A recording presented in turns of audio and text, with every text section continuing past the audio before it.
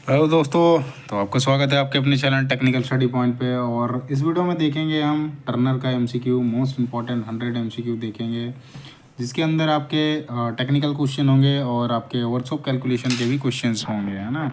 सो ये जो है आपका टर्नर का है। और सीआईटीएस के अंदर जो सिंपल सेट बनता है उसका पेपर है। ये जो है यूज़फुल होगा वेल आर्टिशन के लिए। और साथ ही साथ जैसे आपके जो इसरो हो गया, बार्क हो गया, एनपीसीएल हो गया, और जो भी आपके टेक्नीशियन से एग्ज़ाम होते हैं, जो भी टेक्निकल एग्ज़ाम होते हैं जिसमें टेक्नीशियन से आपके क्वेश्चन आते हैं आईटीआई लेवल के, उसमें सारे ये क्वेश्चन जो है यूज़फुल होंगे। सो इसके अंदर क्वेश्चन देखेंगे, टोटल क्वेश्चन जो है आपके 100 क्वेश्चन है। इसके बाद सारा क्वेश्चन आपको एक्सप्लेनेशन हिंदी और इंग्लिश में होगा। किसी भी प्रकार का डाउट होता है तो आप उसको कमेंट कर सकते हैं, कमेंट में आपको जवाब मिल जाएगा। जिससे कुछ भी डाउट होता है तो ज़रूर उस चीज़ को लिखें, है ना। तो हम स्टार्ट करते हैं क्वेश्चन नंबर 1 से। सो ये जो है आपका all India trade test CITS के अंदर हुआ इंस्ट्रक्टर ट्रेनिंग स्कीम के तहत, उसके द्वारा बनाया गया है। सो इसमें क्वेश्चन है जिसमें आपका ट्रेड थ्योरी के क्वेश्चन है, साथ ही आपके जो है न्यूमेरिकल एबिलिटी और रीजनिंग के क्वेश्चन है, जिसमें जहाँ भी आप पेपर देते हो टेक्नीशियन का, उसमें क्वेश्चन जो रहता है 10 से 20 क्वेश्चन जो होते हैं आपके वर्कशॉप कैलकुलेशन से आते ही आते हैं, है ना। जैसे बेल के अंदर जो है आपके 30 क्वेश्चन है, 30 में से आपके 10 मान लेते हैं और ये आपका ड्राइंग से है, बाकी 10 जो है आपका वर्कशॉप कैलकुलेशन एंड साइंस से है ना। तो इसके अंदर मैथ देखेंगे, रीजनिंग का भी कुछ क्वेश्चन है ना। रीजनिंग का 20 क्वेश्चन है आपके बेल के अंदर, बाकी कहीं कहीं पे होता है, कहीं कहीं पे नहीं होता है ना। सो पहला क्वेश्चन देखते हैं। सो पहला क्वेश्चन जो है parallel block are use for, तो समांतर ब्लॉक जो होता है उसका उपयोग किया जाता है, कहाँ पे किया जाता है उसके बारे में पूछ रहा है। तो पैरेलल ब्लॉक जो होता है वो आपका वर्कपीस, जहाँ पे मशीन के लिए जो वर्कपीस सेट करते हैं वहाँ पे जो होता है समांतर ब्लॉक का इस्तेमाल किया जाता है। तो सेटिंग वर्कपीस फॉर मशीनिंग है ना। तो पहला जो है आपका राइट आंसर है। मेजरिंग के लिए नहीं होता है, इसके लिए गेजेज इस्तेमाल किए जाते हैं। Avoid to keep workpiece and floor, ये नहीं है। मशीन एक्सेसरीज, ये भी नहीं है ना। सो पहला जो आपका राइट आंसर। सेकंड क्वेश्चन आते हैं। सेकंड क्वेश्चन में आपका है carbon percentage in HSS tool is. तो एक उपकरण में कार्बन प्रतिशत है, तो हाई स्पीड स्टील टूल जो है उसमें कार्बन परसेंट कितना होता है उसके बारे में पूछ रहा है। तो हाई स्पीड स्टील में जो होता है आपका up to high speed steel, low carbon steel, medium carbon steel, high carbon steel. तो हाई स्पीड स्टील में जो होता है अप टू आपका 0.75 to 1% होता है ना। अकॉर्डिंग टू ऑप्शन जो है इसमें जाएंगे हम, सी डी में जाएंगे, है ना। चौथे नंबर में जो है चौथा नंबर राइट आंसर होगा, है ना। नेक्स्ट क्वेश्चन आते हैं। बाकी जैसे लो कार्बन स्टील जो होता है आपका, ये लो कार्बन स्टील का होता है अप टू 0.15 तक होता है ना। सॉरी, ये डेड होता है, डेड माइल्ड स्टील। ये आपका 0.3 तक तो होता है लो कार्बन स्टील होता है, और 0.3 से ऊपर जो होता है 0.75 तक ये मीडियम कार्बन स्टील में आता है। हाई कार्बन स्टील में आपका 0.75 से लेकर 1.5 तक होता है। तो हाई स्पीड स्टील पूछ रखा है तो ये आपका 0.75 to 1% तक, है ना। थर्ड नंबर क्वेश्चन आते हैं। इसमें आपका क्वेश्चन है steady rest is use to. तो स्टडी रेस्ट का जो उपयोग होता है किस लिए किया जाता है, तो वो जॉब जो होता है, लंबा जॉब होता है, उसको सपोर्ट के लिए आपका लेथ मशीन के बेड पे लगाया जाता है। बेड कह रहा हूँ, सैडल जो होता है उस पर लगाया जाता है ना। सो ये आपका चौथा नंबर जो है जॉब को सहारा देने के लिए आपका सही उत्तर है। नेक्स्ट क्वेश्चन आते हैं 4 नंबर क्वेश्चन। तो यहाँ पे क्वेश्चन है pad in study rest is made of, है ना। तो जो स्टडी रेस्ट होता है उसके जो पैड होते हैं किस मटेरियल के बने होते हैं उसके बारे में पूछ रहा है। तो वो जो होते हैं पैड आपके ब्रास मटेरियल के बने हुए होते हैं ना। सो आपका चौथा नंबर जो है ये आपका सही उत्तर है। नेक्स्ट क्वेश्चन आते हैं 5 नंबर क्वेश्चन। इसमें आपका क्वेश्चन है the size of tap is marked on it's. Tap का साइन का आकार इसके कहाँ पर अंकित होता है उसके बारे में पूछ रहा है। तो टैप का जो साइज होता है वो आपका सैंक होता है, उसमें लिखा हुआ होता है ना। दूसरा जो है आपका सही उत्तर है। नेक्स्ट क्वेश्चन में आते हैं। सो यहाँ पे आपका है 6 नंबर 3 और 4 teeth are chamfered on tap. So 3 या 4 टीथ जो होते हैं चैम्फर्ड होते हैं टैप में, उसको क्या कहते हैं। तो उसको जो होता है सेकंड टैप बोलते हैं, 3 या 4 जिसमें होता है। फर्स्ट टैप में जो होता है। ओके सर, नेक्स्ट क्वेश्चन में आते हैं। तो आपका ये 3 से 4 दांत जो होते हैं सेकंड टैप के अंदर होते हैं ना, टेपर चैम्फर्ड किए होते हैं ना। फर्स्ट स्टेप होता है उसके बाद एक फर्स्ट हो गया, सेकंड हो गया, और एक होता है आपका थर्ड या बॉटमिंग टेप बोलते हैं ना। नेक्स्ट क्वेश्चन में आते हैं 7 नंबर क्वेश्चन। इसमें आपका क्वेश्चन है sport facing is the operation of. तो स्पोर्ट फेसिंग प्रक्रिया क्या है? स्पोर्ट फेसिंग में क्या करा जाता है? तो उसमें एक जो सरफेस होता है उसको फ्लैट बनाया जाता है,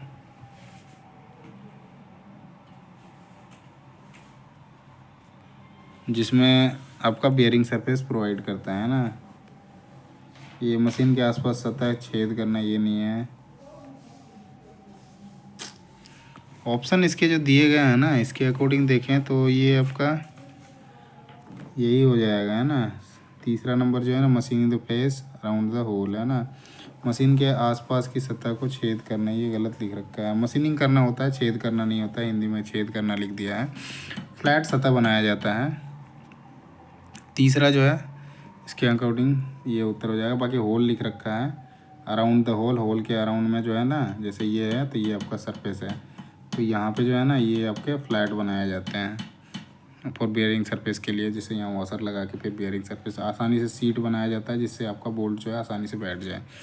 नेक्स्ट क्वेश्चन में आते हैं 8 नंबर क्वेश्चन। इसमें आपका क्वेश्चन है drill chuck are fitted on the tail stock spindle of lathe by means of. तो ड्रिल चक को एक खराद के टेल स्टॉक स्पिंडल में किससे लगाया जाता है? तो ड्रिल चक जो होता है वो टेलस्टॉक के जो स्पिंडल में फिट किया जाता है, वो आपका मोस्ट टेपर स्लीव के मदद से बिठाया जाता है ना। तो दूसरा जो है आपका सही उत्तर है, उसमें मोस्ट टेपर कटा हुआ होता है, स्लीव की मदद से बिठाया जाता है। चलो नेक्स्ट क्वेश्चन आते हैं। ड्रिफ्ट जो होता है ये निकालने का होता है। जैसे जनरली आपका जो 13 mm से ऊपर टेपर सेंक वाले होते हैं, उनको निकालने के लिए जो होता है ड्रिफ्ट का इस्तेमाल किया जाता है। और नर्लिंग जो होता है ये नर्लिंग एक प्रोसेस है जिसमें आपका ग्रिपिंग के लिए जो है वो करा जाता है ना, जिसमें आपका ग्रिप अच्छा बने। तो नर्लिंग एक प्रोसेस है। 9 नंबर क्वेश्चन आते हैं। इसमें आपका क्वेश्चन है a wide range of regular and irregular shape job can be held. तो विभिन्न प्रकार के नियमित और अनियमित आकार के जॉब को किससे पकड़ा जाता है? तो नियमित और अनियमित आकार के, बड़े आकार के जो होते हैं या विभिन्न आकार के जो शेप होते हैं, उसको पकड़ने के लिए जो होता है आपका फोर्जो चक इस्तेमाल किया जाता है ना। तो पहला जो है आपका सही उत्तर हो जाएगा। इसको इंडिपेंडेंट भी बोलते हैं। त्रिजो चक जो होता है इसमें आपका हेक्सागोनल, राउंड और ये सब पकड़ा जाता है ना। इसमें आपका सेल्फ सेंट्रिक चक होता है। नेक्स्ट क्वेश्चन आते हैं 10 नंबर। इसमें आपका क्वेश्चन है to prevent chuck from damaging the lathe guideways while mounting. तो खराद गाइड को चक से क्षति न पहुँचे, इसलिए चक को माउंट करने के लिए क्या करते हैं? तो डैमेज से बचाने के लिए लेथ गाइडवेज जब माउंटिंग करते हैं तो उस टाइम पे हम इस चीज़ का ध्यान रखते हैं कि जो वो गिरे ना, और उसके लिए हम क्या करते हैं, वुडन ब्लॉक लगाते हैं, जिससे वो गिरेगा तो उसमें डैमेज किसी प्रकार का नहीं होगा। और वही चीज़ लिख रखा है फ्रॉम डैमेज द लेथ, मतलब उसको प्रिवेंट करना डैमेज होने से। तो तीसरा जो आपका सही उत्तर हो जाएगा place a wooden block board on the गाइडवेज है ना। लकड़ी का बोर्ड या ब्लॉक निर्देशानुसार रखें है ना। तीसरा जो आपका सही उत्तर है। 11 नंबर क्वेश्चन में आते हैं। इसमें आपका क्वेश्चन है a tumbler gear is provided in the gear assembly unit is two. तो टम्बलर गियर जो होता है गियर असेंबली में प्रोवाइड किया जाता है, तो उसका मेन काम क्या होता है उसके बारे में पूछ रहा है, क्यों दिया जाता है ना। टम्बलर गियर जो होता है वो क्या करता है, जो फीड की दिशा होती है उसको चेंज करता है ना। तो पहला जो आपका सही उत्तर हो जाए change the direction of feed की दिशा बदलने का काम जो होता है टम्बलर गियर का होता है। नेक्स्ट आते हैं क्वेश्चन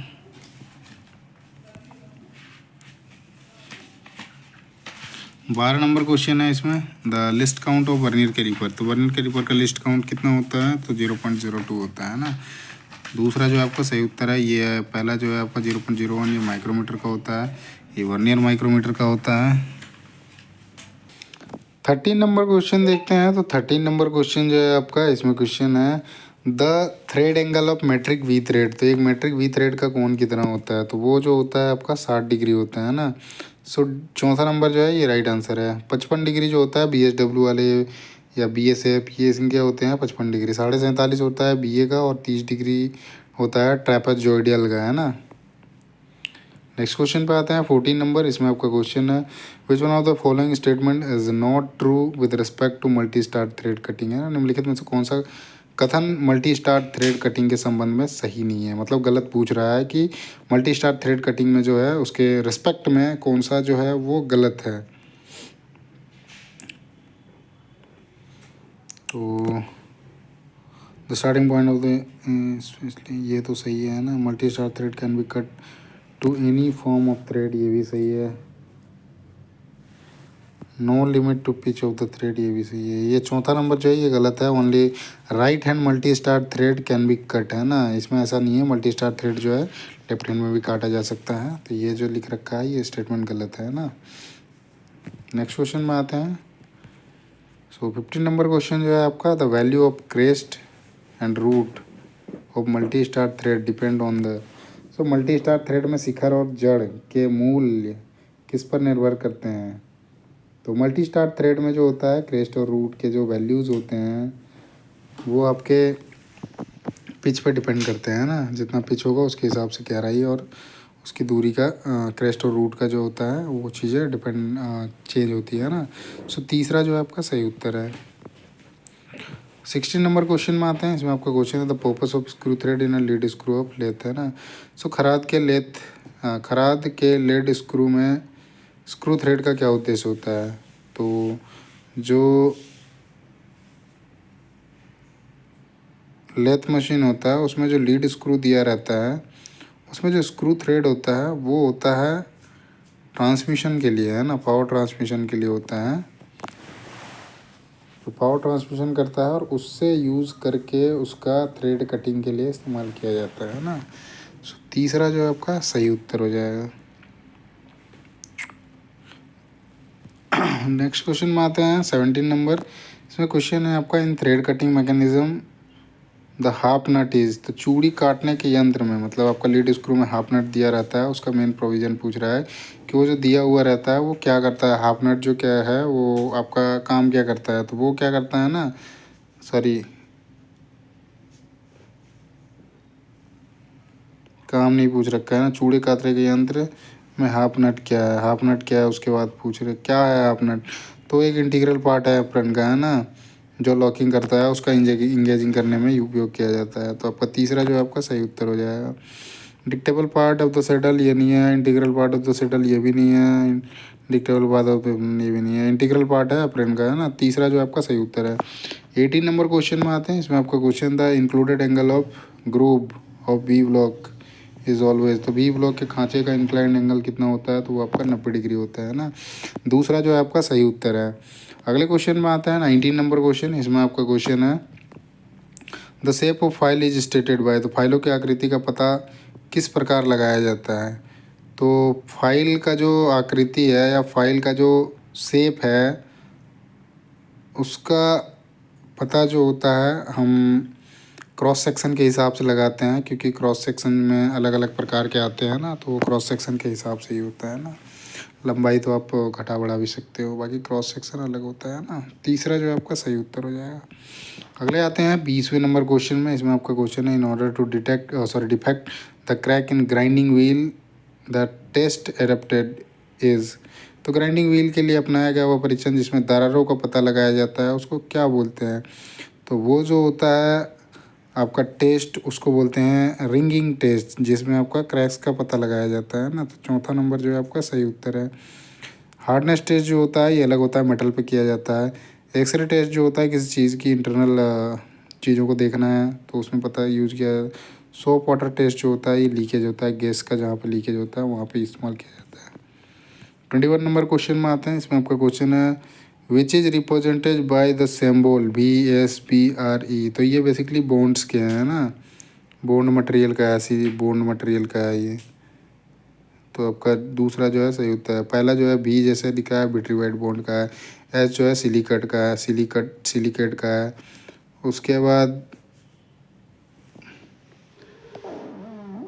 R जो है रबड़ बॉन्ड का है, सेलेक्ट बॉन्ड का E है, और B जो है रेजिनॉइड बॉन्ड का है। अगले क्वेश्चन पे आते हैं 22 नंबर क्वेश्चन। इसमें आपका क्वेश्चन है while machining cutting edge of a tool passes over the material in a minute this is known as. तो इसमें जो क्वेश्चन है आपका while machining cutting edge of the tool passes over the material in a minute, this is known as. तो machining के समय tool के किनारे 1 मिनट में सामग्री के ऊपर से गुजर जाते हैं, इसके रूप में जाना, किस चीज़ के रूप में जाना जाता है उसके बारे। तो आपका कटिंग स्पीड होता है ना, वो आपका कटिंग स्पीड कहलाता है, क्योंकि 1 मिनट के अंदर कितनी बारी वो हुआ ना, घूमा, उसका कितनी दूरी तय करा, वो चीज़ होता है। तो कटिंग स्पीड में होता है मीटर पर मिनट होता है इसका आपका, है ना, यूनिट। तो चौथा नंबर जो है ये राइट आंसर है। 23 नंबर क्वेश्चन में आते हैं। इसमें आपका क्वेश्चन देखते हैं। ये क्वेश्चन है, in part of universal surface gauge which helps to draw a parallel line along a datum edge is called. सार्वभौमिक सतह गेज के हिस्से में जो एक समांतर रेखा को एक धातु धार के साथ खींचने में मदद करता है, इसे क्या कहते हैं। तो ये आपका यूनिवर्सल सरफेस गेज के पार्ट के बारे में पूछ रहा है, जो पैरेलल लाइन को ड्रॉ करने के लिए डेटम एज इज कॉल्ड। तो वो जो होता है ना, गाइड पिन होता है।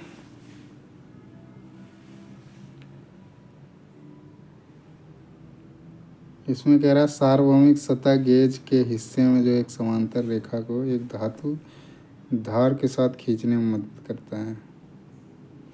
अब जैसे यूनिवर्सल सरफेस गेज बनाते हैं, तो ये हो गया, ये यूनिवर्सल सरफेस गेज हो गया, है ना। अब ये कह रहा है धातु धार के साथ, इसके साथ खींचने में मदद करता है ना, इसे कहा जाता है।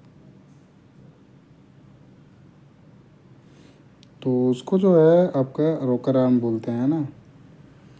पहला जो आपका सही उत्तर है। अगले क्वेश्चन में आते हैं। इसमें आपका क्वेश्चन है 24 number question, knurling is the operation of. तो नर्लिंग ऑपरेशन है, तो अभी पहले हमने देखा था, है ना। सो नर्लिंग जो है ये फॉर्मिंग ऑपरेशन है। इसमें क्या होता है आपका, ऐसे एक प्रोसेस किया जाता है जिसमें आपका अलग अलग प्रकार के बनाए जाते हैं, है ना। कटिंग ऑप्शन हो जाता है, सॉरी, ये जो है ना, इसका आपका क्वेश्चन गलत मैंने आंसर बता दिया। ये जो है 23 नंबर, इसका जो आंसर हो जाएगा आपका, सार्वभौमिक सतह गेज के हिस्से में जो एक समांतर रेखा एक धातु समांतर की रेखा से, इसे क्या कहा जाता है, उसके बारे में पूछ रहा है। तो गाइड पिन जो होता है ना, यही आपका सही उत्तर होगा। चौथा नंबर जो है ये राइट आंसर है ना। अगले क्वेश्चन पे आते हैं 24 नंबर में। इसमें क्वेश्चन है आपका, knurling is the operation of. तो नर्लिंग एक ऑपरेशन है, कैसा ऑपरेशन है। तो नर्लिंग जो है ये आपका फॉर्मिंग ऑपरेशन है ना। तो दूसरा जो है आपका ये सही उत्तर है। 25 नंबर क्वेश्चन में आते हैं। इसमें आपका क्वेश्चन है, to put off class C fire types of extinguisher use. Class C में देखो आपका गैस से फायर लगता है। तो गैस के लिए जो होता है ना, गैस के लिए जो इस्तेमाल किया जाता है वो आपका ड्राई पाउडर का इस्तेमाल किया जाता है ना। सो पहला जो है आपका सही उत्तर हो जाएगा। CO2 जो होता है तीनों के लिए इस्तेमाल किया जाता है। जेट वाटर जो होता है ये आपका क्लास ए का फायर होता है, उसमें इस्तेमाल किया जाता है। फॉर्म टाइप का होता है, ये आपका जो लिक्विड से फायर लगता है उसमें इस्तेमाल किया जाता है ना। अगर नेक्स्ट क्वेश्चन में चलते हैं, तो आपका 26 नंबर क्वेश्चन जो है, 26 number question, safety can be effectively expressed by. सुरक्षा को प्रभावी ढंग से व्यक्त किया जा सकता है। तो सुरक्षा को जो है प्रभावी ढंग से व्यक्त किया जा सकता है, वो कैसे किया जा सकता है उसके बारे में पूछा है ना। सो ये आपका हो जाएगा पोस्टर और सुरक्षा विधियों से असुरक्षित हरकतों को बताना। मतलब पोस्टर के द्वारा आप चीज़ों को लगाओगे, लोगों को अवेयर करोगे कि कैसे हमारा अनसेफ एक्शन जो होता है और हम कैसे सेफ रह सकते हैं। तो उस चीज़ का माइंड में रहेगा। जैसे कॉशंस होता है ना, कॉशंस रहता है, तो एक आदमी को दिमाग में रहता है इन चीज़ों को नहीं करना है, अवॉइड करना है, जिससे हम सुरक्षा से बच सकते हैं ना। उसी चीज़ का पूछ रखा है कि प्रभावी ढंग से कैसे प्रस्तुत किया जा सकता है या व्यक्त किया जा सकता है, तो पोस्टर के माध्यम से, है ना, और सेफ मेथड प्रैक्टिस दिखा के। तो चौथा नंबर जो आपका सही उत्तर है, showing unsafe action by poster and safe method practice.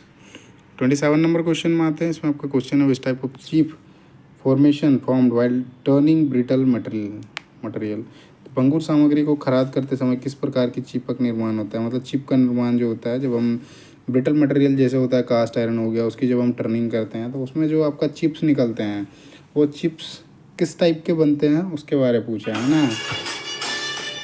तो आपका जो ब्रिटल मटेरियल होता है वो हार्ड होता है, तो उसमें जो चिप्स बनते हैं वो छोटे बनते हैं ना, शॉर्ट करली टिप्स बनते हैं, चिप्स बनते हैं।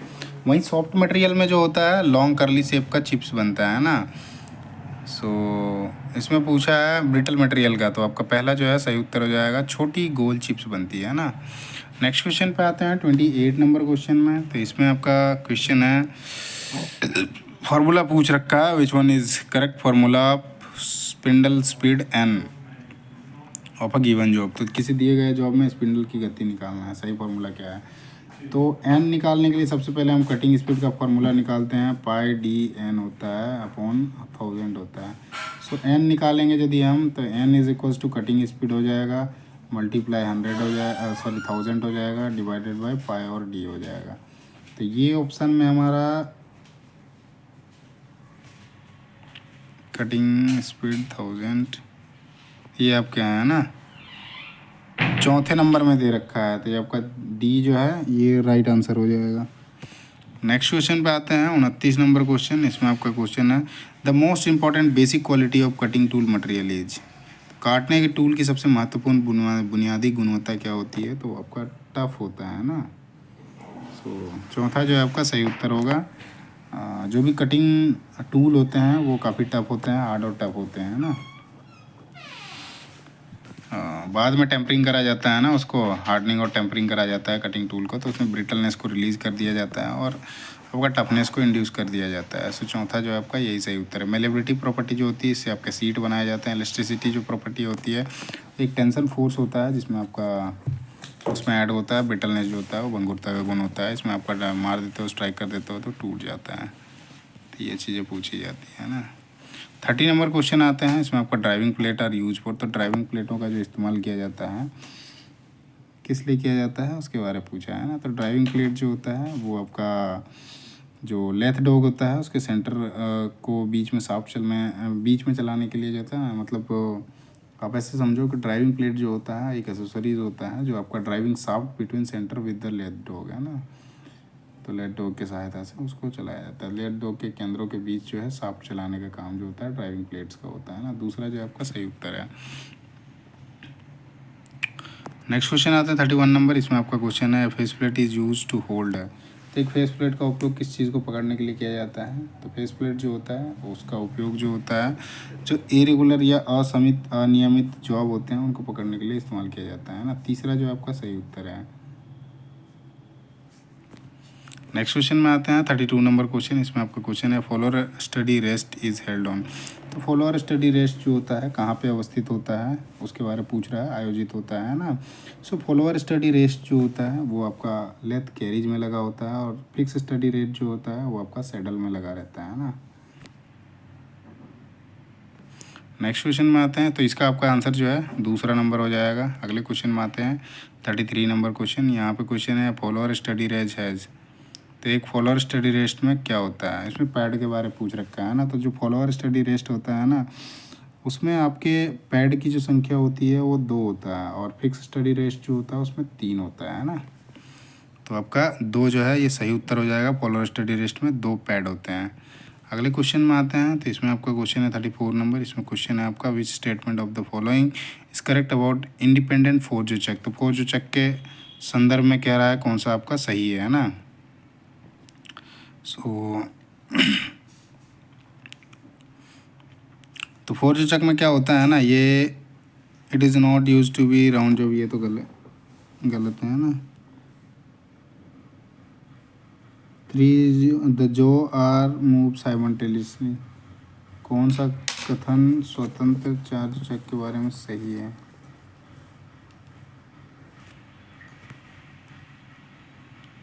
करेक्ट पूछ रखा है ना, तो ये थोड़ा सा इसके ऑप्शन जो है ना वो गलत थोड़े दे रखे हैं,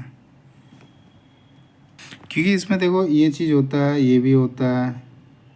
अच्छा साइमल्टेनियसली नहीं होता है ना, ये 3 जो चेक में होता है। सो राउंड जॉब ये भी नहीं है, job can be reverse and assemble ये भी नहीं है ना। ये चौथा नंबर हो जाएगा, जो can not be operated in the reverse direction. यही आपका है चौथा नंबर जो है यही आपका सही है ना। बाकी सारे जो हैं ये तीनों गलत हैं। जॉब को उल्टी दिशा में संचालित नहीं करना चाहिए।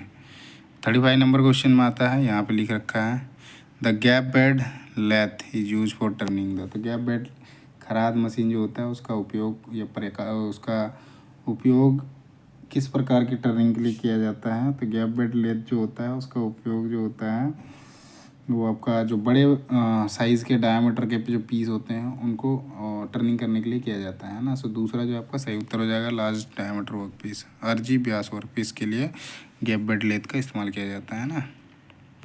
36 नंबर क्वेश्चन देखते हैं। इसमें क्वेश्चन है आपका ड्रिफ्ट इज़ यूज फॉर। तो ड्रिफ्ट का इस्तेमाल किस लिए किया जाता है? तो ड्रिफ्ट का जो इस्तेमाल होता है आपका ड्रिल को जो होता है ड्रिल बीट को मशीन स्पिंडल से निकालने के लिए इस्तेमाल किया जाता है ना। तो चौथा जो है आपका सही उत्तर हो जाएगा मशीन स्पिंडल से ड्रिल को निकालने के लिए, removing the drill from the machine spindle. Next question में आता है 37 नंबर क्वेश्चन। इसमें आपका क्वेश्चन है सॉलिड टाइप टैप रेंच।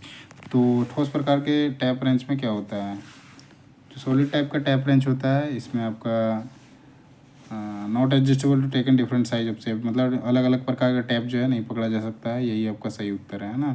नल के विभिन्न आकार लेने के लिए समायोजन नहीं होता है, तो वही होता है। बाकी देखो suitable for threading holes in restricted place, ये तो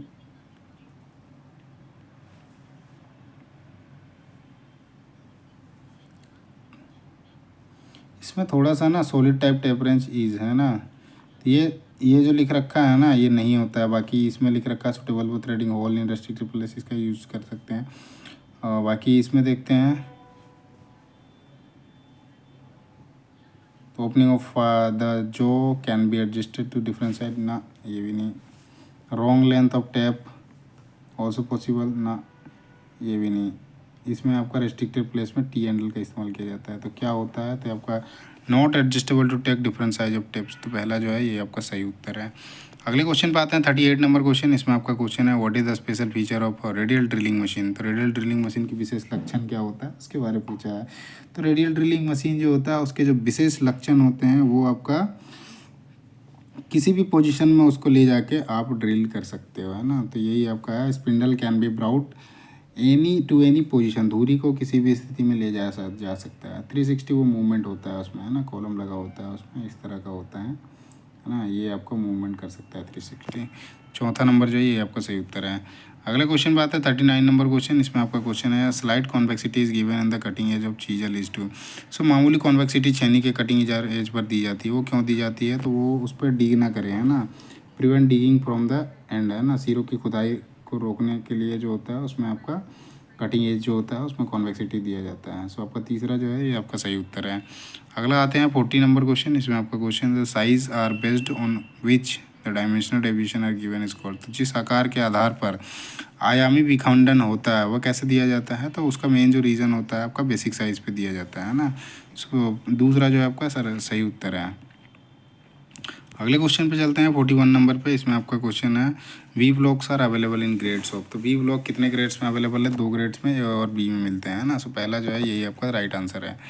अगले क्वेश्चन में आते हैं। तो यहाँ पे आपका क्वेश्चन है 42 number hand files are made of. तो हाथ की फाइलें जो होती है वो किस चीज़ की बनी होती है? तो हाई कार्बन स्टील की बनी होती है ना।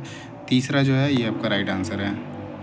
नेक्स्ट क्वेश्चन में आता है 43 नंबर। इसमें क्वेश्चन है the point angle of prick punch. तो देखो चुंबन पंच का कोण क्या होता है?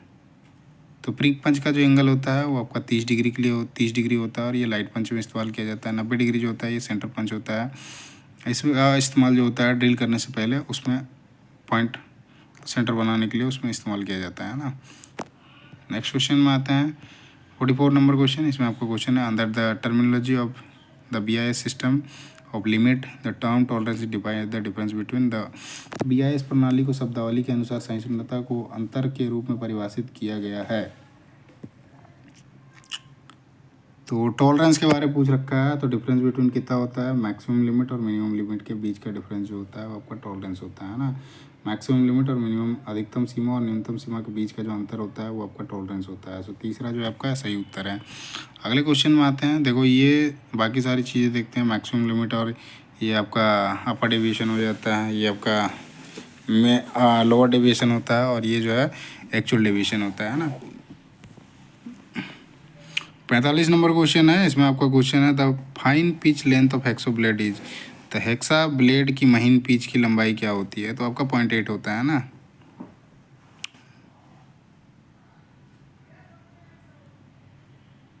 दूसरा जो है आपका राइट आंसर है।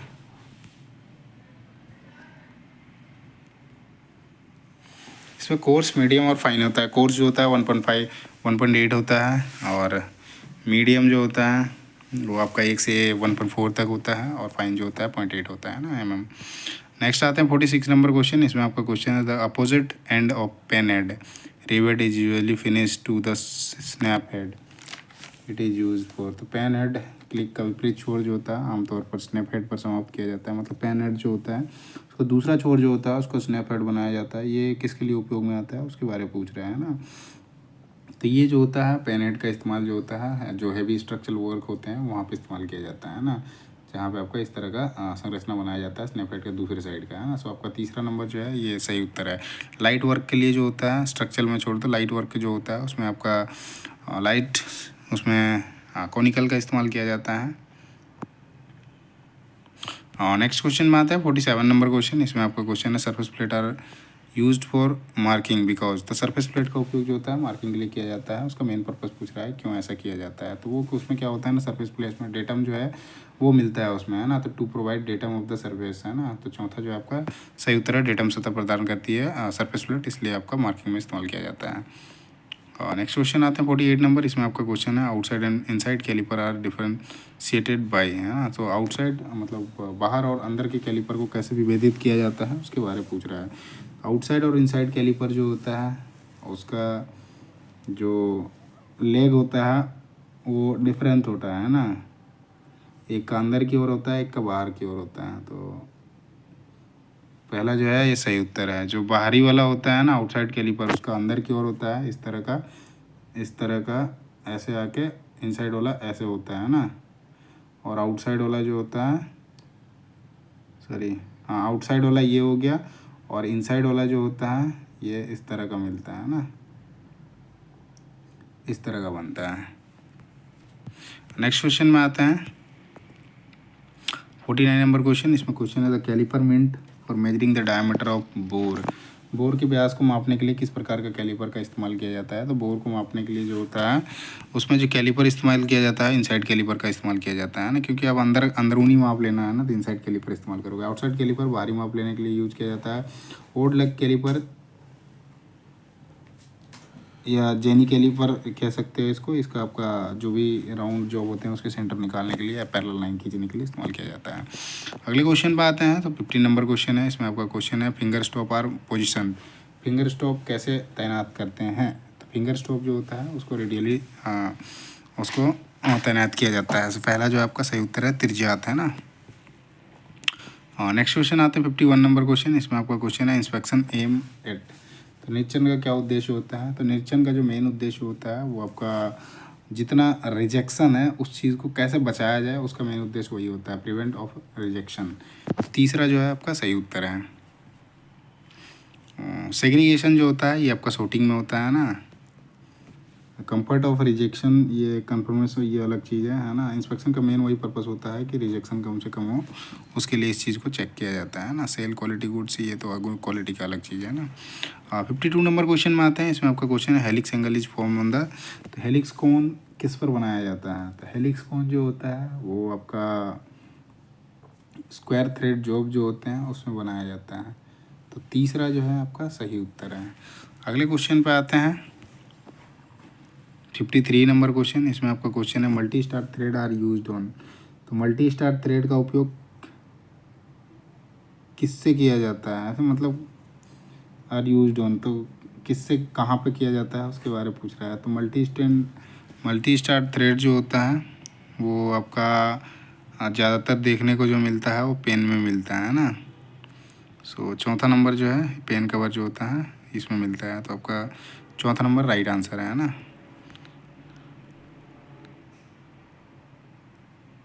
इनमें आपके जितने हैं इनमें आपके सिंगल स्टार थ्रेड मिलता है। 54 नंबर क्वेश्चन देखते हैं। इसमें आपका क्वेश्चन है the importance dimension of taper are.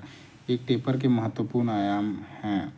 तो एक टेपर जो होता है उसका महत्वपूर्ण आयाम जो होता है वो बड़ा व्यास, छोटा व्यास और टेपर की जो लंबाई होती है उससे वो होता है इम्पोर्टेंट डायमेंशन ऑफ टेपर, है ना। तो the large diameter and smaller diameter and length of taper. आपका दूसरा जो है ये सही उत्तर है। इसमें दो ही देख रखा है। इसमें आपका एक इसमें भी आपका large diameter, smaller diameter and taper लिख रखा है। तो ये आपका the large diameter, the small diameter and the length of the taper है ना। दूसरा जो है ये आपका राइट आंसर है।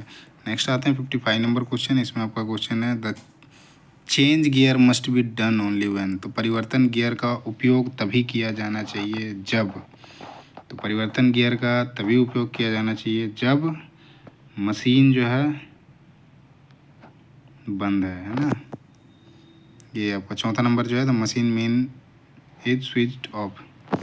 सो चौथा नंबर जो है ये आपका राइट आंसर है। नेक्स्ट क्वेश्चन में आता है 56 नंबर क्वेश्चन। इसमें आपका क्वेश्चन है ट्री पैनिंग टूल इज़, मतलब ट्रैपनिंग है, ट्रिपनिंग टूल इज़ यूज फॉर। तो ट्री पैनिंग टूल का उपयोग कब किया जाता है? तो ट्रिपनिंग टूल जो होता है उसका उपयोग जो होता है बड़े साइज़ के जो होल होते हैं उसमें किया जाता है। सो आपका तीसरा जो है आपका सही उत्तर है।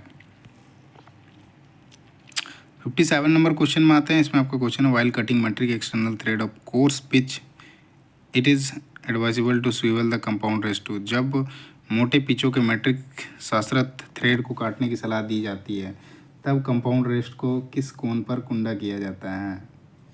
तो उस टाइम पे जो होता है आपका 30 डिग्री होता है ना। तो दूसरा जो है आपका सही उत्तर है। अगले क्वेश्चन पे आते हैं 58 नंबर। इसमें आपका क्वेश्चन है centre gauge is use for. तो सेंटर गेज का उपयोग किस लिए किया जाता है उसके बारे में पूछा है। तो सेंटर गेज जो होता है उसका उपयोग जो होता है वो आपका उपकरण को सही ऊंचाई पर सेट करने के लिए उपयोग किया जाता है ना। तो दूसरा जो लिख रखा है ये सही उत्तर है, set the tool at the correct centre height. तो दूसरा राइट आंसर है। नेक्स्ट क्वेश्चन में आते हैं पिच ऑफ द थ्रेड लिख रखा है, इससे पहले थोड़ा देख लेते हैं। Check the pitch of the thread, इसके लिए आपका स्क्रू पिच गेज होता है उसका उपयोग किया जाता है। Check the fit of the thread है ना, वो तो इसके लिए लगा के दिखाया जाता है। Check the angle of the threading tool, इसके लिए अलग होता है चेक करने के लिए है ना, एंगल चेक करने के लिए। 59 नंबर क्वेश्चन में आते हैं। इसमें आपका क्वेश्चन है the length of turn taper are checked with. तो मुड़े हुए टेपरों की लंबाई की जांच करने के लिए किसकी जांच किसके द्वारा की जाती है? तो मुड़े हुए जो टेपर होते हैं उसकी जो जांच होती है वो आपका वर्नियर कैलिपर के द्वारा किया जाता है ना। दूसरा जो आपका राइट आंसर है। नेक्स्ट क्वेश्चन आते हैं 60 नंबर। तो 60 नंबर क्वेश्चन देखते हैं। इसमें आपका क्वेश्चन जो है angle slip gauge are available in set, each set consist of degree series, minute series, second series. In a standard set the number of piece in the second series is. तो कौन पर्ची gauge set जो होता है उपलब्ध है ना, set में उपलब्ध है, जिसमें आपका प्रत्येक सेट में जैसे एक हो गया डिग्री का श्रृंखला हो गया, डिग्री श्रृंखला, मिनट श्रृंखला और सेकंड श्रृंखला होता है। तो इसमें से पूछा है कि सेकंड श्रृंखला जो होता है उसमें कितने नंबर्स ऑफ पीस होते हैं ना। तो वो जो होते हैं आपके 3 होते हैं ना। तो पहला जो है ये आपका सही उत्तर है। अगले क्वेश्चन में आते हैं। तो इसमें आपका 61 नंबर क्वेश्चन है which one of the following engineering component in is subjected to tensile load only. तो निम्नलिखित में से कौन सा इंजीनियरिंग घटक केवल टेंसाइल भार के अधीन है? तो मेटल रॉड्स जो है ये आपका टेंसाइल लोड या टेंसाइल भार के अधीन है ना। तीसरा जो है आपका सही उत्तर है। अगले क्वेश्चन में आते हैं 62 नंबर क्वेश्चन। इसमें आपका क्वेश्चन है files are made with different cuts, which one of the following file have single cut. तो आपका जो सिंगल कट मतलब देखो आपका फाइल जो होते हैं अलग अलग प्रकार के कट होते हैं, दांतों के कट होते हैं। तो उसमें भी पूछा है जो सिंगल कट होता है कौन सी फाइल में होता है। ऑप्शन दे रखा है triangular saw file, hand file, half round file और स्क्वायर फाइल। तो ये जो होता है आपका ट्रायंगुलर सो फाइल होता है उसमें आपका सिंगल कट होता है ना। तो पहला जो आपका ये राइट आंसर है। अगले क्वेश्चन में आते हैं 63 नंबर क्वेश्चन। ये आपका है you have to file an aluminium job which one of the following cut of file you will select. तो आपको एक एल्यूमिनियम जॉब की फाइल बनानी है, आप निम्नलिखित में से फाइल को चुनेंगे। देखो ये ऐसे है कि फाइलिंग एल्यूमिनियम जॉब हिंदी में थोड़ा सा अलग हो जाता है। तो एल्यूमिनियम जॉब की आपको फाइलिंग करना है तो उसमें कौन से कट का आपका फाइल इस्तेमाल करोगे? तो उसमें आपका सिंगल कट का इस्तेमाल किया जाएगा है ना। चौथा जो आपका सही उत्तर है डबल कट का जो होता है आपके जनरली पाए जाते हैं, ज़्यादा आपको मटेरियल निकालना होता है जिसमें डबल कट होते हैं, मैक्सिमम पाया जाता है। इसमें डबल कट डेटर स्मूथ में भी पाया जाता है, पर वो स्पेशल जो होते हैं जो सॉफ्ट मटेरियल होते हैं उनके लिए सिंगल कट का इस्तेमाल किया जाता है। रफ कट जो होता है वुड और जो लेदर होते हैं उनके लिए इस्तेमाल किया जाता है। कर्व कट का तो होता है जहाँ पे ज़रूरत होता है, कर्व सेक्शन होता है वहाँ पे फाइलिंग करने के लिए इस्तेमाल किया जाता है। अगले क्वेश्चन पे आता है 64 नंबर क्वेश्चन। इसमें आपका क्वेश्चन है screw pitch gauge are available in both British and metric, they are available in set component comprising of number of blades. तो देखो ब्रिटिश जो पंच है, स्क्रू पिच गेज जो है वो आपका ब्रिटिश में भी अवेलेबल है, मैट्रिक में भी अवेलेबल है। तो ब्लेड का एक अंश में सॉरी मतलब कंपैरिजन कर रहा है, they are available set in comparing of number of blade, कितने आपके ब्लेड्स होते हैं उसके बारे में पूछ रहा है ना। तो उनमें जो होता है दोनों के दोनों में यदि देखा जाए तो M20 जो होता है ब्लेड का जो अंश होता है M20 में शामिल होता है ना। सो पहला जो है आपका यही सही उत्तर हो जाएगा M20। अगले क्वेश्चन में आते हैं 65 नंबर क्वेश्चन। ये आपका क्वेश्चन है which one of the following work holding accessory is not use in capstan lathe. तो निम्नलिखित में से कौन सा होल्डिंग उपकरण है जिसे कैप्स्टन खराद पर इस्तेमाल नहीं किया जाता है। तो कैप्स्टन लेथ मशीन जो होता है उसमें आपका कैच प्लेट का इस्तेमाल नहीं किया जाता है, बाकी सारे करे जाते हैं ना। तो चौथा जो आपका राइट आंसर है। अगला है 66 नंबर क्वेश्चन। इसमें आपका क्वेश्चन है the graduation are marked at the base of the tail stock to offset the body the graduation are given. तो टेल स्टोक का आधार जो होता है चिन्हित होता है ना, ऑफसेट करने के लिए जो होता है कितने अंश पर चिन्हित किया जाता है उसके बारे में पूछ रहा है। तो वो जो होता है आपका MM में किया जाता है ना। सो तीसरा जो आपका राइट आंसर है। अगले क्वेश्चन में आते हैं 67 नंबर। इसमें आपका क्वेश्चन है thread snap gauge are use to check external thread the anvil of the no go end are in the form of. तो बाहरी चूड़ी की जांच करने के लिए थ्रेड स्नैप गेज का उपयोग किया जाता है ना। नो गो एंड के एनविल के सिरे किसके रूप में होते हैं उसके बारे में पूछा है ना। तो नो गो जो एनविल होता है उसका जो सिरा होता है वो गो छोर की तुलना में थोड़ा कम होता है और थ्रेड की संख्या कम होती है ना। So truncated and less number of thread can than the go ends. पहला जो आपका राइट आंसर है ना। अगले क्वेश्चन में आते हैं 68 नंबर क्वेश्चन। इसमें आपका क्वेश्चन है turning time is calculated by applying the formula related to the length of travel of the tool I है ना। नंबर ऑफ कट N हो गया, फीट जो हो गया M हो गया और RPM जो है N हो गया। तो फॉर्मूला निकालना है टर्निंग टाइम का है ना।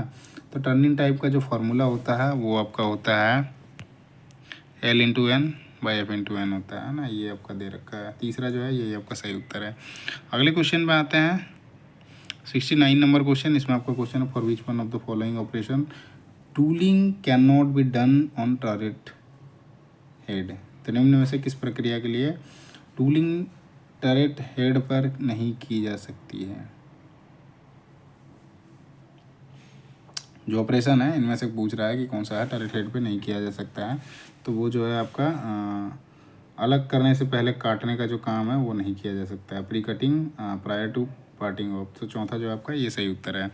अगले चलते हैं 70 नंबर क्वेश्चन में। इसमें आपका क्वेश्चन है the spindle RPM for finish facing a work piece of 160 mm outside diameter and 70 mm bore diameter is to be calculated what should be the value of D in the formula. तो finishing casing के लिए एक job जो है 160 mm बाहरी व्यास तथा 70 mm bore व्यास है। Bore व्यास में स्पिंडल RPM के सूत्र द्वारा क्षति होती है। इससे D का मान क्या होगा उसके बारे में पूछ रहा है। देखो D का मान निकालना है तो मैं डायरेक्टली बता देता हूँ, ऐसे आप चाहो तो फॉर्मूला लगा के निकाल सकते हो है ना। तो सीधा मैं आंसर ही बता देता हूँ। तो ये आपका 115 mm जो है ये आपका आ जाएगा है ना। दूसरा जो है ये आपका सही उत्तर है। नेक्स्ट क्वेश्चन पे चलते हैं। तो नेक्स्ट क्वेश्चन देखते हैं 71 नंबर क्वेश्चन। इसमें क्वेश्चन है the purpose of the screw thread in a screw jack. तो स्क्रू जैक में स्क्रू थ्रेड का उद्देश्य क्या होता है। सो आपका स्क्रू जैक जो होता है उसमें स्क्रू थ्रेड का जो मेन उद्देश्य होता है वो लिफ्टिंग के लिए होता है ना। सो पहला जो है आपका ये सही उत्तर हो जाएगा।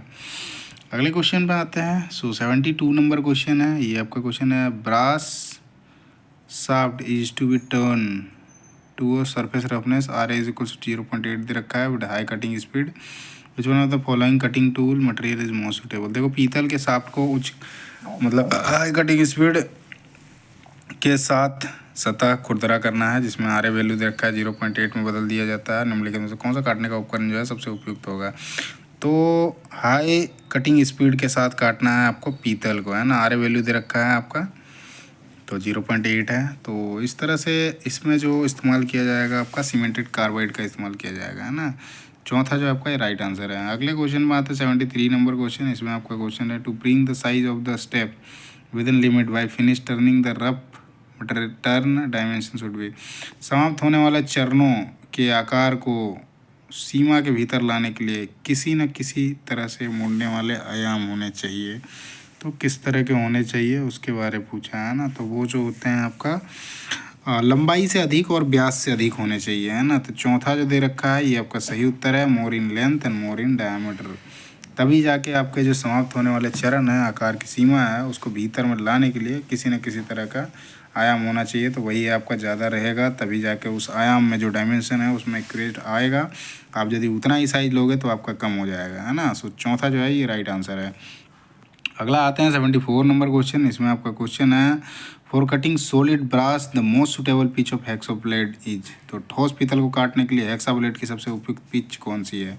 ब्रास जो है ये आपका सॉफ्ट मटेरियल है, तो इसको काटने के लिए जो होता है, अच्छा ठोस वाला दे रखा है ना, ठोस पीतल बोल रखा है सॉलिड ब्रास, तो इसके लिए आपका 1.4 आएगा। जैसे नॉर्मल ब्रास होता तो उसके लिए आपका 1.8 आता, ठोस बोल रखा है इसलिए 1.4 आ जाएगा, है ना। अगले क्वेश्चन में आते हैं। अच्छा तीसरा नंबर जो है सही उत्तर हो जाएगा, है ना। 75 नंबर क्वेश्चन देखते हैं। इसमें क्वेश्चन है the diamond knurl formation on a work piece is found spoiled due to over riding of the knurls. Which one of the following statement is not a cause for this defect. एक कार्य खंड पर जब knurling का काम किया जाता है तो जो गांठें हैं धिक, थोड़ा हिंदी में जो है ना ये डिफ़िकल्ट हो रहा है ना। सो इसमें पूछा है diamond knurl formation on a work piece, जब बनाते हैं तो फॉर्म स्पॉइल्ड हो जाता है due to over riding the knurl, है ना। तो अब उसमें देखो वर्क पीस में जो होता है फाउंड स्पॉइल्ड, स्पॉइल्ड मतलब थोड़ा सा इधर उधर हो जाता है ना, ओवर राइडिंग द नर्ल, है ना। Which one of the following statement is not cause the defect. तो देखो डिफेक्ट जो आ रहा है वो नहीं आ रहा है, कौन सा नहीं आ रहा है उसके बारे में पूछा है ना।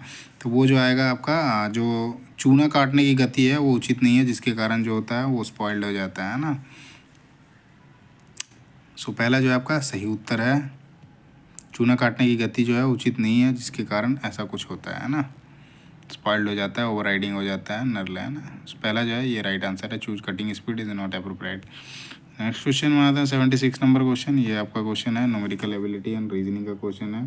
So what is the value of 135 times 247। तो मल्टीप्लाई करना है इसको 135 गुना आप 247 करना है ना, 135 गुना 247 नॉर्मल आपका मल्टीप्लाई करोगे तो इसमें आपका 135 इंटू 247 है ना। इसको आप मल्टीप्लाई करते हो तो ऐसे आप कर सकते हो इसको, इसमें 250 -3 और इसको आपका 135 से मल्टीप्लाई कर दो, है ना। 135 इसमें आपका सही आ जाएगा। 250 से करने में 35 से मल्टीप्लाई करो, फिर इसको 3 से मल्टीप्लाई करके माइनस करोगे तो आपका 33,345 आएगा, है ना। पहला जो है ये आपका सही उत्तर है। अगले क्वेश्चन में आते हैं 77 नंबर क्वेश्चन। इसमें आपका क्वेश्चन है what is the value of 30% of 600 and 70% of 400। Value निकालना है। 30% मतलब 1/3 है ना, 3/10 मल्टीप्लाई 600 मतलब 60 रह गया, प्लस 7/10 40, 7/10 इंटू 400, ये काट दो 40 रह गया, 6 18 180 प्लस 7 चौका 28 280 है ना, 80 80 160 हो गया, 2 3 460 हो गया, है ना। बी नंबर में दे रखा है, ये आपका सही उत्तर है। अगले क्वेश्चन में आता है 78 नंबर क्वेश्चन। इसमें आपका क्वेश्चन है what is the value of X if 966/x is equals to 193.2, है ना। तो इसको करोगे आप x is equals to 966 divided by 1932, ये पॉइंट जो है ऊपर ले जाओ, 0 पॉइंट हटा के, है ना। अब इसको गुना करो तो 19 चौका 76, 19 पचे 95, 5 के करीब आ रहा है ना। 5 जो है यही आपका राइट, 5 बारी में जा रहा है तो 5 बारी है तो आपका 5 के करीब ही आएगा, 5 पॉइंट समथिंग आएगा, है ना। 19 पचे 95, 32 पचे अच्छा 30 पचे 120, 2 पचे 10, 5 से डायरेक्टली कट जाएगा ये, 5 से 1932 पचे 9560 हो जाएगा। तो तीसरा नंबर जो है ये राइट आंसर है। अगले क्वेश्चन में आता है 79 नंबर क्वेश्चन। इसमें आपका क्वेश्चन है what is the value of 378 divide 7 divide by 0.7। तो 378 को डिवाइड करो पहले 7 से, तो ये आ जाएगा आपका 7 पचे 35। अच्छा, ये मल्टीप्लाई भी हो जाएगा, है ना।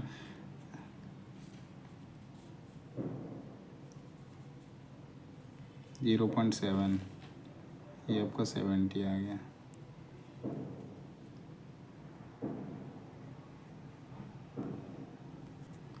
थ्री 78 749।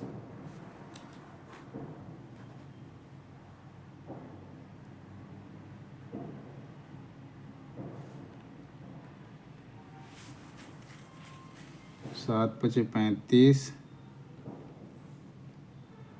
इधर 2 रह गया, 28 7 चौके 28, मल्टीप्लाई करते हैं 0.7 को, है ना। 7 चौके 28, 7 पचे 35, और ये थोड़ा गलत हो रहा है ना, तो ये थोड़ा सा गलत कर दिया है ना। इसमें आपका सिंपल आएगा 378 डिवाइडेड बाय 749, है ना, 4.9 हो जाएगा। इसको जब डिवाइड करोगे तो आपका 77.14 आएगा, है ना। तो चौथा जो है ये आपका राइट आंसर है। जो कैलकुलेशन बताया आपको वही करना है, 378 डिवाइडेड बाय 7, और ये जो है मल्टीप्लाई हो जाएगा 0.7, है ना। तो 378 डिवाइडेड बाय 4.9 हो जाएगा। इसको डिवाइड करोगे तो 77.14 आ जाएगा ना। नेक्स्ट क्वेश्चन में आते हैं 80 नंबर क्वेश्चन। इसमें आपका क्वेश्चन है what is the value of 1521 plus 31। 1521 जो होता है रूट किसका होता है, रूट जो है 1521 में ही है ना।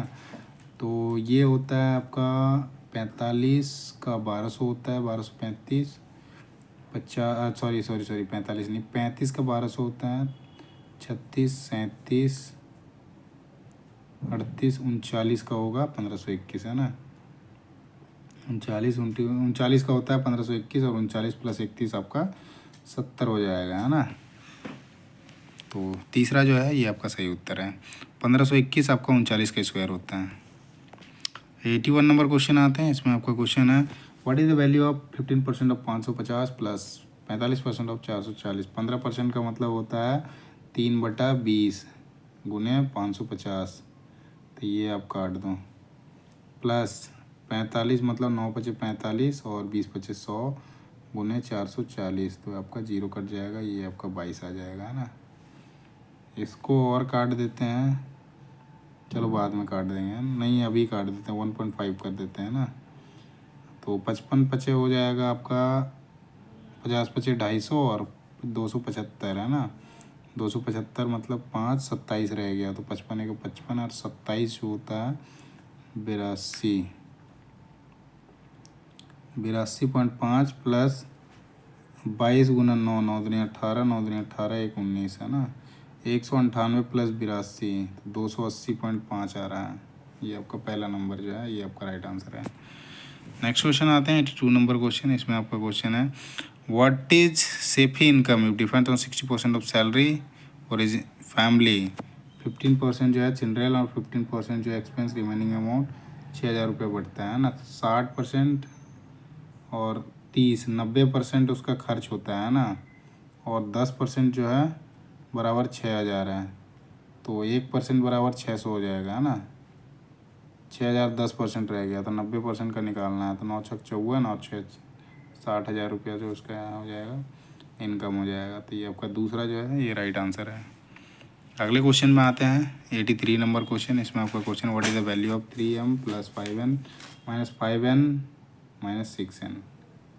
इसको ले आते हैं 3m plus 5n minus 5m और माइनस गुना माइनस प्लस हो जाएगा 6n, है ना। तो ये प्लस प्लस दोनों है और ये माइनस है, तो 6 और 5 जो है ये 11n हो जाएगा, और ये माइनस में 2m हो जाएगा, है ना। 11n माइनस 2m,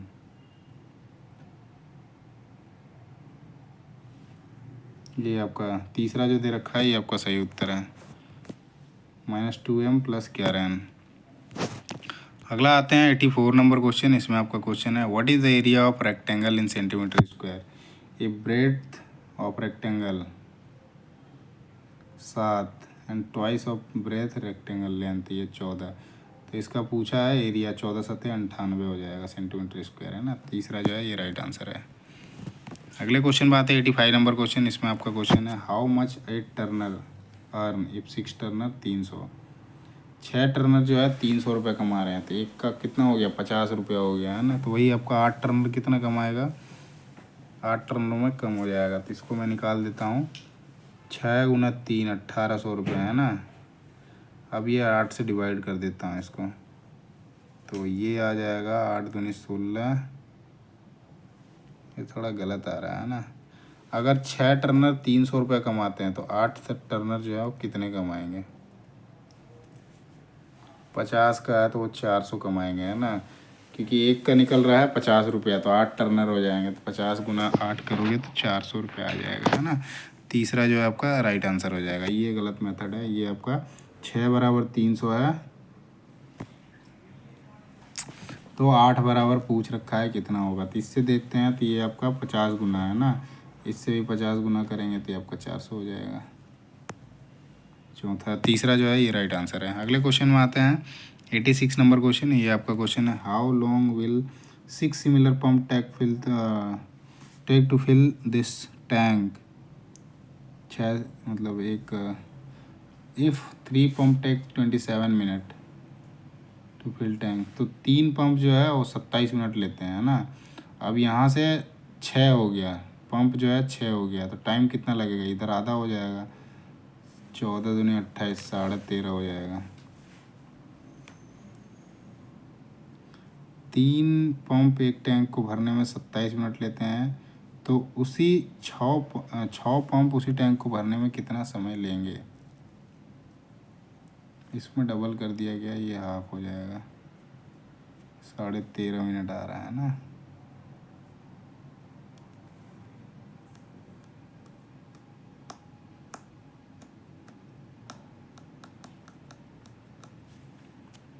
ऑप्शन नहीं है इसमें, 13.5 मिनट लगेगा, क्योंकि देखो पंप जो है ना, पंप आप डबल कर रहे हो तो ये आपका टाइम जो है ना आधा हो जाएगा है ना।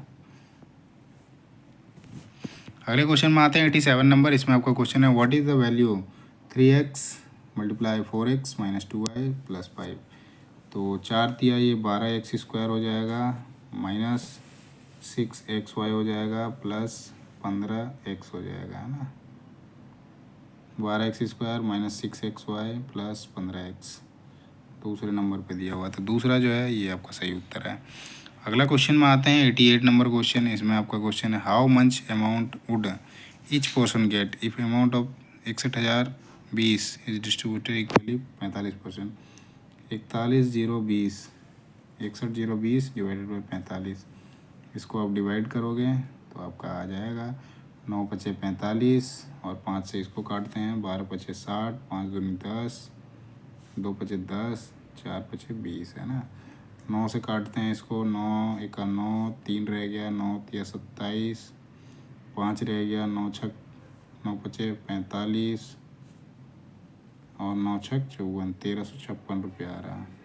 तीसरा जो है ये आपका राइट आंसर है। नेक्स्ट आते हैं 89 number question how many KGs of T powder will it required for 30 days if 10 tea shop required 45 kg of T powder in 15 days. 15 दिन में उसको 45 kg लगता है, तो इसका डबल है 30 kg है ना। तो इसका भी डबल कर देते हैं, 90 kg का ज़रूरत पड़ेगा। चौथा जो है ये आपका राइट आंसर है, क्योंकि कंज्यूमिंग देखो 15 दिन में वो 45 kg कंज्यूम कर रहे हैं, तो 30 दिन में कितना कंज्यूम करेंगे, तो 90 kg करेंगे, क्योंकि उस समय डबल हो रहा है तो वजन भी डबल हो जाएगा, क्योंकि कंज्यूम किया जा रहा है उसको है ना। चौथा जो है ये राइट आंसर है। अगले क्वेश्चन में आते हैं 90 नंबर क्वेश्चन। इसमें आपका क्वेश्चन है how much did he sell the motor bike if mister Satish bought a motor bike और RS 45,000 and sold it loss of 15%। 45,000 का 15% निकाल दो आप, 45,400, 15% का मतलब होता है 3/20, इसको काट दो आप, 2 दूनी 4, 2 दूनी 4, 7 दूनी 14 है ना। 3 0 7 21 3 दूनी 6 और 2 8 3 दूनी 6 6810 रुपया। कम कर दो 45,000 में, है ना। तो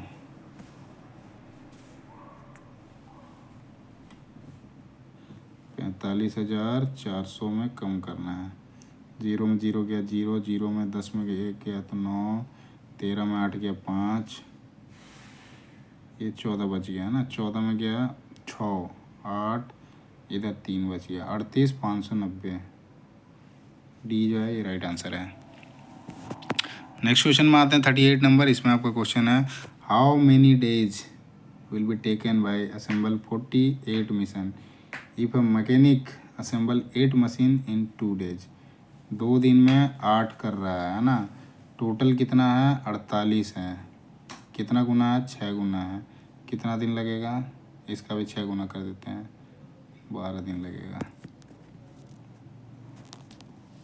अच्छा ये हाँ, इसका ऐसे भी कर सकते हो 4 गुना है, तो ऐसे भी करके निकाल लो 4 गुना है, तो 12 दिन हो जाएगा ना। दूसरा जो है ये सही उत्तर है। अगले क्वेश्चन में आते हैं 92 नंबर क्वेश्चन। इसमें आपका क्वेश्चन है what is the side of square in centimetre. The square area दे रखा है, तो एरिया जो होता है ए स्क्वायर स्क्वायर का है इज इक्वल्स टू 961, है ना। तो ये जो होता है आपका 31 का होता है ना। रूट कर दोगे तो आपका 31 का होता है। ए इज इक्वल्स टू आपका रूट अंडर आ जाएगा 961, इसका आप स्क्वायर करोगे तो आपका 31 आ जाएगा, है ना। दूसरा जो है ये आपका सही उत्तर है। ओके, तो नेक्स्ट क्वेश्चन देखते हैं। तो नेक्स्ट क्वेश्चन जो है आपका 93 नंबर। इसमें आपका क्वेश्चन है what is the length of rectangle if perimeter of rectangle 248 mm and breadth दे रखा है 50, है ना। ये आपका पेरीमीटर है ना। तो पेरीमीटर जो होता है 2 × L + B होता है इज इक्वल टू 248 है ना। निकालना क्या है, लेंथ निकालना है। सो इसमें 2 से डिवाइड कर देते हैं, है ना। ये आपका आ जाएगा 124, है ना। और ये L + B जो हमारा दिया है, ब्रेथ दिया है, वो 50 दिया है ना। तो ये माइनस कर दो, इसमें 124 में से माइनस कर दो 50, ये इधर से इधर आ जाएगा, है ना। 50 और 24 74 आ रहा है। तीसरा जो है आपका सही उत्तर है। अगले क्वेश्चन में आता है 94 नंबर क्वेश्चन। इसमें आपका क्वेश्चन है in how many years sum of 6000 amount to 6960 at per the rate of 8% annum.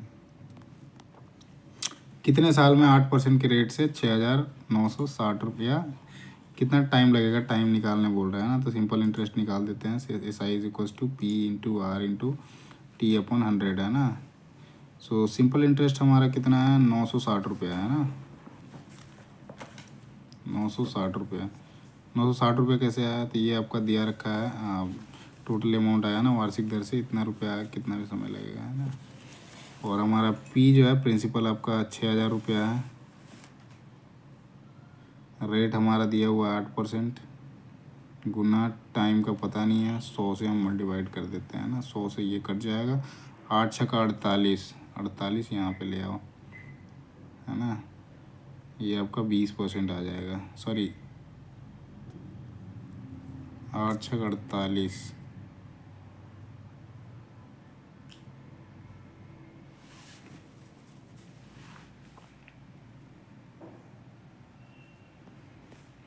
थोड़ा सा इसमें मिस्टेक हो गया है ना, दोबारा करते हैं। ये जो है अमाउंट जो है 960 रुपया है ना। तो SI जो हो जाएगा 960 रुपया हो जाएगा। अमाउंट जो होता है SI को माइनस करते हैं अमाउंट प्रिंसिपल से, तो आपका निकल के आता है ना। तो SI का फॉर्मूला लिख देता हूँ आपका P × R × T/100, है ना। SI हमारा 960 हो गया, P हमारा 6000 हो गया, प्रिंसिपल जो है गुना रेट जो दे रखा है 8% है, मल्टीप्लाई T हो जाएगा डिवाइडेड बाय 100 हो जाएगा, है ना।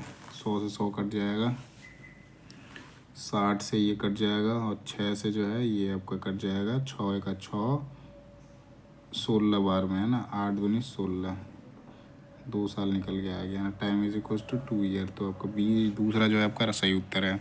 अगले क्वेश्चन में आता है 95 नंबर क्वेश्चन। इसमें आपका क्वेश्चन है what is the principal that earn 300 in simple interest 2.5 साल एट 10% एनम।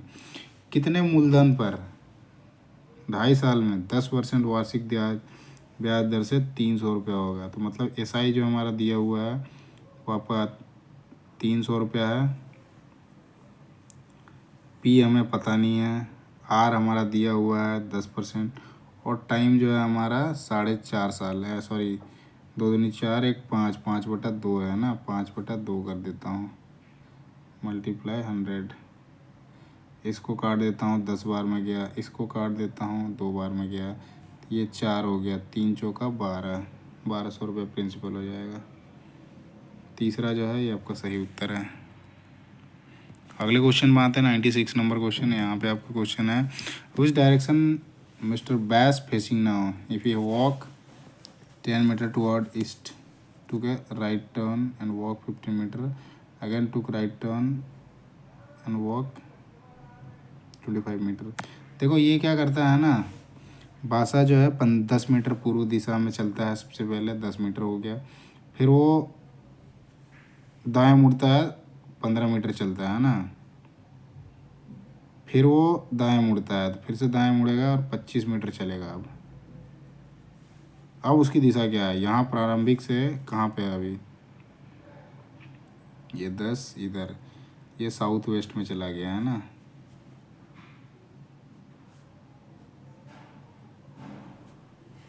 साउथ वेस्ट में नहीं गया, पहले गया पूर्व में गया 10 मीटर है ना, यहाँ पे है, यहाँ से 10 मीटर गया पूर्व में, फिर 15 मीटर दाएं, इधर दाएं मुड़ के 15 मिनट आया, फिर से दाएं चलता है 25 मीटर, ये 25 मीटर चलता है, 10 ये गया इधर 15 है ना। अब उसकी दिशा क्या है, तो ये जो है ना ये ज़्यादा चल गया है ना, वेस्ट हो जाएगा, इसका वेस्ट में चला गया है। इसे साउथ वेस्ट होना चाहिए, पर साउथ वेस्ट इस केस में होगा जब आपका सेम डायरेक्शन, मतलब ये जो है ना 10 मीटर की जगह 10 मीटर की जगह ये 25 मीटर ना होकर थोड़ा सा कम होता है ना, तो उस केस में होता है। सो ये 10 मीटर गया, ये 15 मीटर गया और इधर जो है ये 25 मीटर चला गया है ना।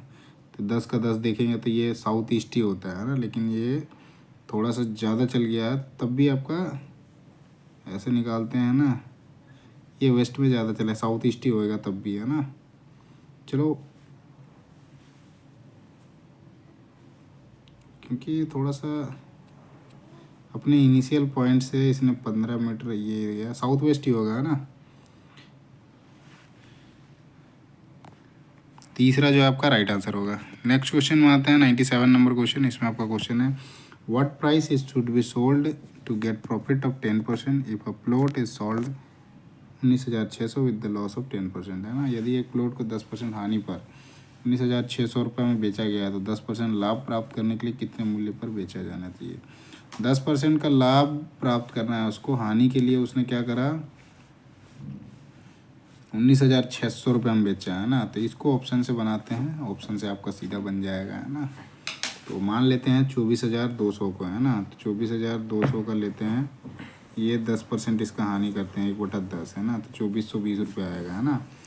तो इससे 2,420 रुपये को माइनस करते हैं यदि हम, तो ये 0 आ जाएगा, 0 में 8 आ जाएगा, ये 11 में 4 गया तो 7 आ जाएगा, और 3 में 2 गया तो 1 आ जाएगा, ये 2 आ जाएगा है ना। यदि एक प्लेट को 10% हानि पर 19,600 रुपये में बेचा गया है, 10% लाभ प्राप्त करने के लिए किसमें कितने में बेचा जाना चाहिए। तो इसमें थोड़ा सा कैलकुलेशन में जो है थोड़ा कमी आ रही है ना, कि अप्रोक्सीमेट वैल्यू आ रहा है, क्योंकि आप देखो 19,600 दिया हुआ है, 10% हानि है, मतलब ये आ जाएगा आपका 10% हानि है, मतलब 9/10 है ना, 9/10 गुना 19,600 है ना, सॉरी 10/9 हो जाएगा ना, 10/9 हो जाएगा। इसको यदि काटते हैं हम तो ये आपका 21,770 रुपये आता है ना। अब हमें लाभ चाहिए 10% का, दैट मीन्स 11/10 करते हैं ना, इसको काटते हैं तो ये जो है आपका 23,000 956 के करीब आ रहा है, ऑप्शन में ही नहीं है ना। चलो नेक्स्ट क्वेश्चन देखते हैं, 98 नंबर क्वेश्चन। सो 98 नंबर क्वेश्चन जो है, what is the value of 75A minus minus 20 है ना। तो माइनस गुना माइनस प्लस हो जाएगा, 75A प्लस 20A है ना। तो जोड़ोगे तो 95A हो जाएगा है ना।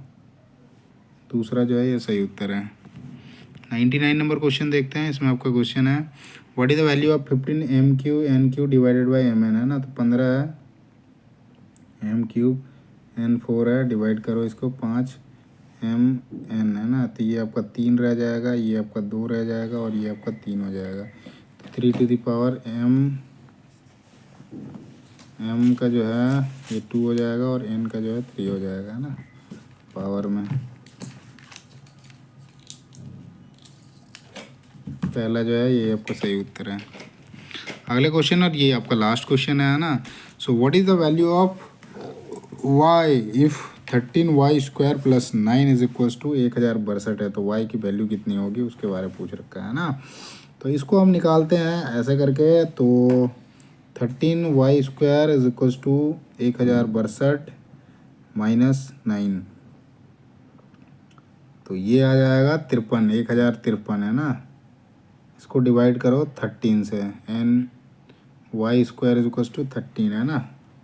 y² is equals to 1053 divided by 13। इसको काट देते हैं, 13 सतह 91, 13 अट्ठे 74 से, 13 अट्ठे 74 से और 13 एका 13, 81 आ गया। तो ये स्क्वायर है तो यहाँ रूट हो जाएगा, 9 आ जाएगा आंसर।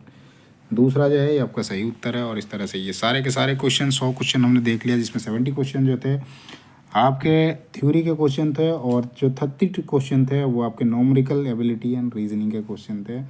2-4 क्वेश्चन ऐसे हुए हैं जिनके आंसर जो है सही करेक्ट नहीं आया, उसके लिए मैं माफ़ी चाहूँगा। थोड़ा सा आंसर में भी हो सकता है गलत हो है ना, क्योंकि एग्जैक्ट वैल्यू हमने करके देखा तो वो हमारा नहीं आया। तो बाकी इसके बाद भी आपको कुछ किसी क्वेश्चन में डाउट है तो आप उस डाउट को ज़रूर कमेंट में लिखें है ना। बाकी इस वीडियो को इतना ही करते हैं। इस वीडियो में अच्छा लगे, आपको कैसा लगा ज़रूर बताइएगा है ना। वीडियो की क्वालिटी ये भी ज़रूर बताइएगा। और वीडियो अच्छा लगे तो वीडियो को लाइक करें, चैनल को सब्सक्राइब करें, साथ ही अपने दोस्तों के साथ शेयर करना ना भूलें। Thank you, bye bye.